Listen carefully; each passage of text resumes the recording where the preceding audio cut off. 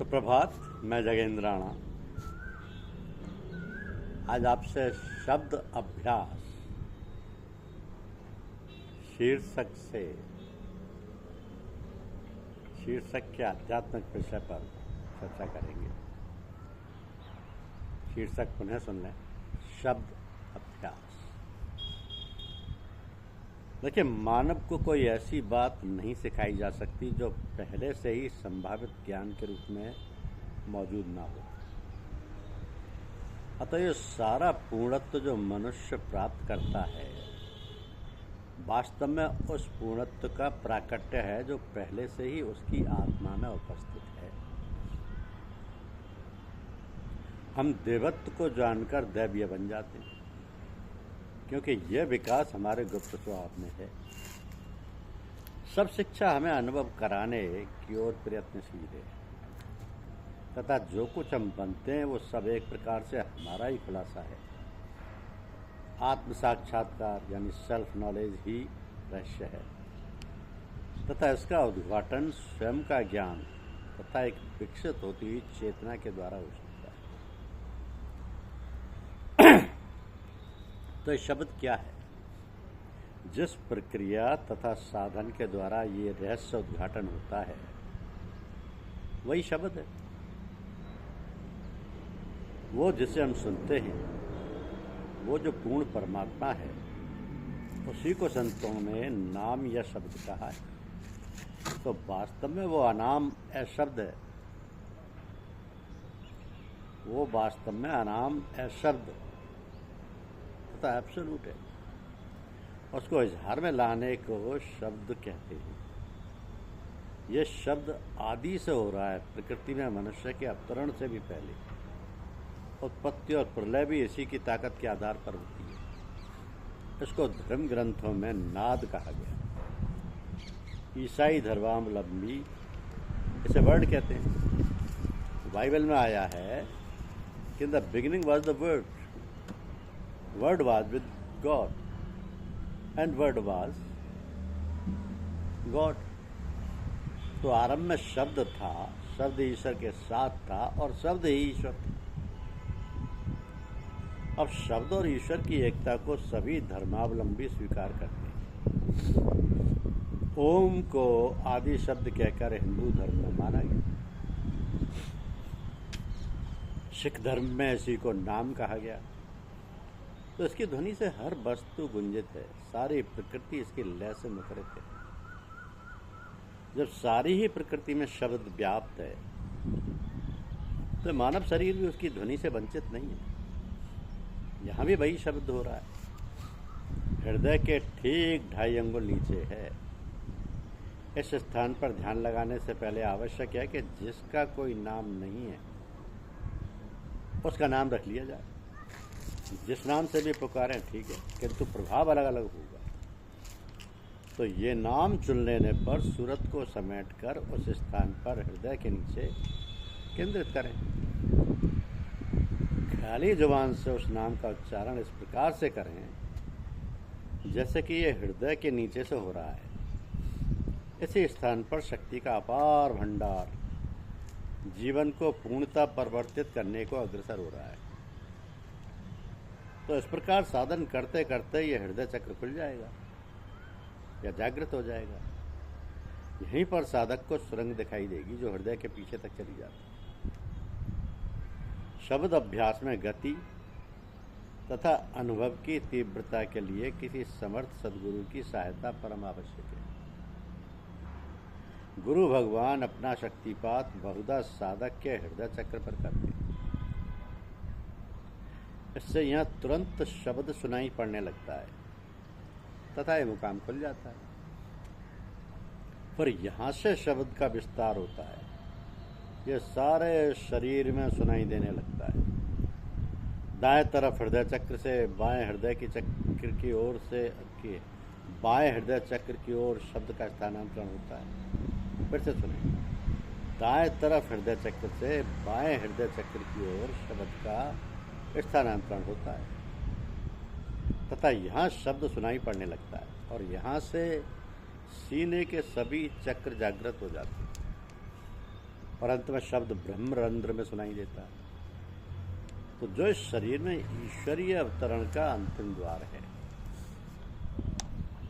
अब ये शब्द अभ्यास, योग, गुरु भगवान की कृपा से द्रुतगामी हो जाता है।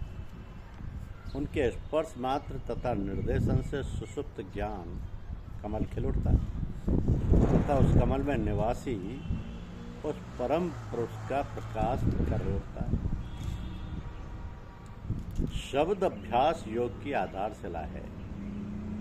अधिकांश यौगिक प्रक्रियाएं सूरत शब्द योग पर बल देती हैं।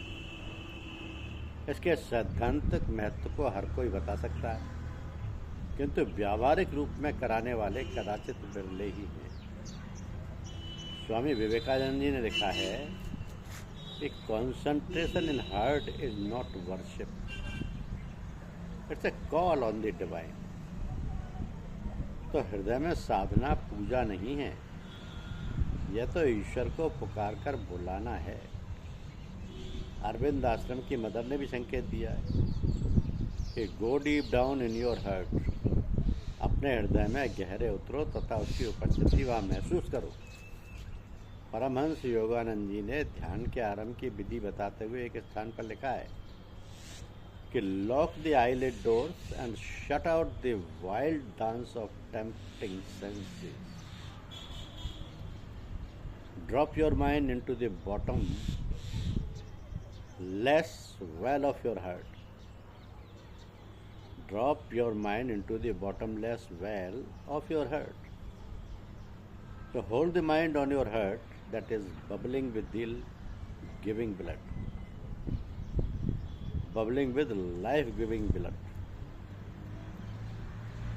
परमहंस योगानंद जी ने ध्यान के आरंभ की विधि बताते हुए लिखा है, तो अपने पलकों के द्वार को बंद कर इस लुभावने दृश्य के नृत्य को बंद करो। अपने मन को हृदय के पैंदा रहित कुएं में डालो। मन को हृदय पर जो जीवन देने वाले रक्त से उबल रहा है, इस पर केंद्रित करो। इस प्रकार व्यक्ति के जीवन को शाश्वत जीवन से जोड़ने के लिए शब्द आधार है। तो साधक हृदय की धड़कन शब्द अभ्यास द्वारा उस शाश्वत जीवन की धड़कन से मिल जाती है और साधक के रक्त, शरीर, मन, भावना तथा आत्मा का पूर्ण रूपांतर कर उस प्रभु के चरणों में प्रतिष्ठित कर देती है। The goal may be attained through meditation by a saint who assumes a body for the good of humanity. Know it for certain that without steady devotion for the Guru, nothing is to be achieved. उक्त कथन का अर्थ है कि एक ऐसे संत का ध्यान करने से जिसने कि मनुष्य जाति के कल्याण के लिए शरीर धारण किया है, मुक्ति प्राप्त की जा सकती है या अपने लक्ष्य तक पहुंचा जा सकता है। दूसरे वाक्य में भी इसी बात की पुष्टि की गई है कि गुरु के प्रति अनुराग वह भक्ति के बिना कुछ भी प्राप्त नहीं किया जा सकता। यह ईश्वरीय व्यवस्था का एक अंग है कि वो अपने लोक से कुछ आत्माओं को अपना कार्य कराने के लिए तथा अपने तक बुलाने के लिए भेजता रहता है। जो भी आत्मा उसके सम्मुख इस कार्य के लिए अधिक प्रार्थना करती हैं, उन्हें ही भेजता है। आप इस नियम की सार्थकता इस बात से देख सकते हैं कि यह धरती कभी भी दैवीय सौंदर्य से शून्य नहीं होती। डॉक्टर राधा कृष्णन ने लिखा है कि the world is never without grace. आदि से यह नियम चला आ रहा है कि ईश्वर के समस्त गुण संपन्न महापुरुष सदा उसका मार्ग दिखाने के लिए प्रसिद्ध रहते हैं। वे सदा अपने सौंपे गए कार्य में रत रहते हैं, चाहे कोई उनकी ओर अग्रसर हो या ना हो।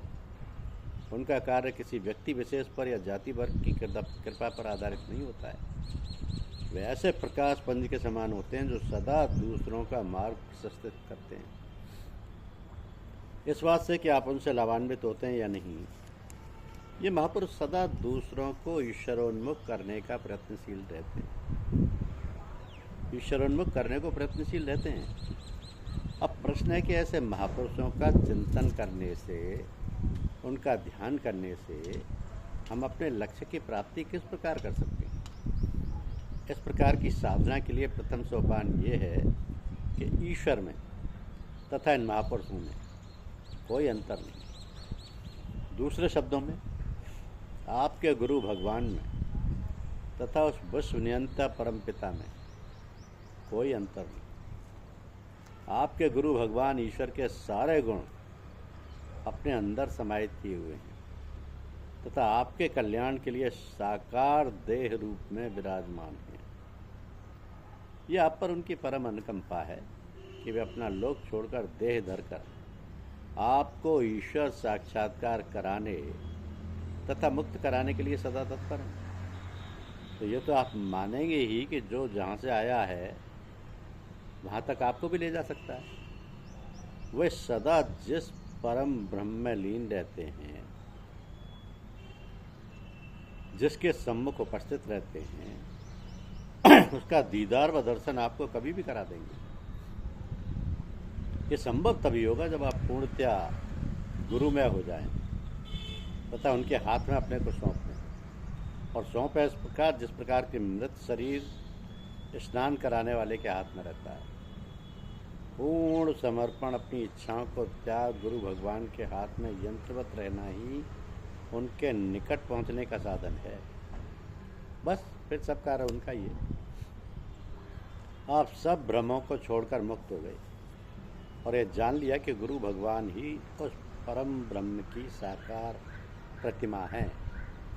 ये सब संभव इस प्रकार होगा कि ऐसे महापुरुष का कि जिसने लोक कल्याण के लिए ही या मानव मात्र की सेवा के लिए ही जन्म लिया है, उसका ध्यान कराने से, उनसे प्रेम करने से आप में उनके गुण आने लगेंगे। तो आपका मन जब उनकी याद करेगा तो वह तदाकार होकर आपको उनके समान ही बना देगा। उनके स्पर्श मात्र से ही आपको ईश्वर प्रेम की प्राप्ति होगी, जो उनकी कृपा से दिनों दिन बढ़ती जाएगी और आपको लक्ष्य प्राप्ति करा देगी। आप में यदि आपके आराध्य के गुणों का अवतरण नहीं होता तो सब ध्यान पूजा मक्कारी है। कोई सिद्धि देखना, सुनना या आगे पीछे की कुछ बातें बताना साधना का लक्ष्य नहीं। ये किसी साधक को भ्रम में डालने के अतिरिक्त और कुछ नहीं करते। बहुत ऊंचे संतों ने, जिनमें शिरडी के साईं बाबा का नाम भी लिया जा सकता है, ये स्वीकारा है कि उन्हें कभी कुछ दिखाई सुनाई नहीं पड़ा। केवल अपने गुरु भगवान के सम्मुख आंख बंद कर बैठे रहते, जो कुछ करते वही करते। और तो आपकी साधना की कसौटी भी यही हुई कि आप में आराध्य के कितने गुणों का समावेश हुआ, आपका प्रेम उनके प्रति किस स्तर का रहा। बस यही सिद्धि है, यही साधना का लक्ष्य है। अब ये स्पष्ट हो गया होगा कि किस प्रकार ये साधना ईश्वर प्राप्ति में सहायक हो सकती है। गुरु आपको पूर्ण एक क्षण में ही बना सकते हैं तथा आपका पूर्ण रूपेण परिवर्तन कर आपको अपने समान कर सकते हैं। देरी इस बात की रहती है कि हम उस महान रूपांतर के लिए अपने को तैयार कर लें।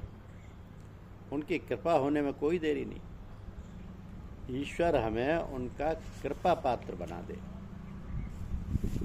ईश्वर हमें उनका कृपा पात्र बना दे। ऐसे महापुरुषों का चिंतन करने से, उनका ध्यान करने से हम अपने लक्ष्य की प्राप्ति सरलता से कर सकते हैं।